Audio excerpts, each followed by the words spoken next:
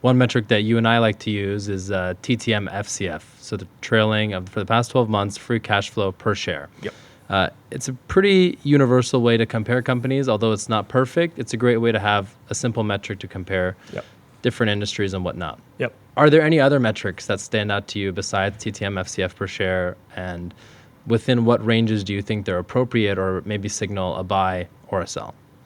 Now you just give all the secrets away, Ron. TTM, trailing 12-month free cash flow per share. Now it's going to be a metric that's heavily researched on Bloomberg, and just people are just going to drive up these prices. And now we run out of more things to buy. Well, we're here to support the entire market. That's right. That's right. So I think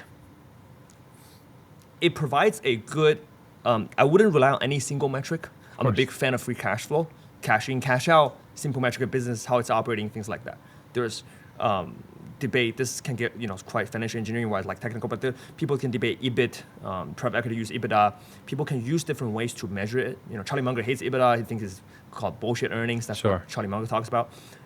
I think it generally depends on the type of businesses. Like banks, it's hard to underwrite free cash flow because balance sheet risk, things like that. But I think for a cleaner business, that's a platform-based, you probably know the company we're talking about, things like that. For platform-based businesses, things like that, the free cash flow probably a lot easier to talk about. And I'll just say the name, like Airbnb, right, for example, like things like that. I think it's a great metric for people if they want to lean in on how the business is performing from a recent trend perspective. But I would do say TTM is not a strict requirement. We should go 1 year out, 2 year out, 3 or 5 years out. For Airbnb, it's been public for 5 years. Boom, let's poll. Let's see how it's been performing. Yeah. How the competitors performing. And per share, we emphasize on the full equation. The per share thing is SBC. Modern companies, which rightfully so, incentivize their employees with a lot of stock-based compensation, but that's a non-GAAP expense. That's not added in earnings. So EPS is highly diluted in a way that I think you should add back to what shareholders are getting. So incorporating SBC by free cash flow per share, generally great companies reduce share counts over time. Just like Buffett talked about. He had a great example of this, Amex and Apple. He bought I think some point of 7% or maybe 11% of Amex. I have to fact check this, but the main point is that eventually he ended up owning 20% of American Express because they continue to buy back shares.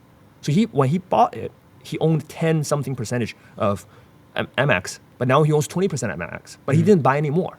How did that happen? Because Amex bought back his own shares and he reduced share count, and total amount he owns went larger, right? That's a very shareholder creative capital allocation decision. Same as Tim Cook, he talks about he bought Apple at a certain percentage, and each year kind of his Apple percentage holding went up by a few percentage because Tim Cook continued to buy back shares. So I think it's just a good metric to look at true shareholder returns. But it's not only metric we look at, it's something that provides a very sobering thought to the bottom line, if you will. But I think the most important thing, so it provides a very sobering thought on the price. On 3 Ps, product, people, price. On the price side, it provides the direct forensic review of the price, if you will. But we still want to look at product, how the business is growing, all those type of things, the moat aspect, the intangible things. Albert Einstein had this saying of not everything can be counted, and not everything that's counted counts.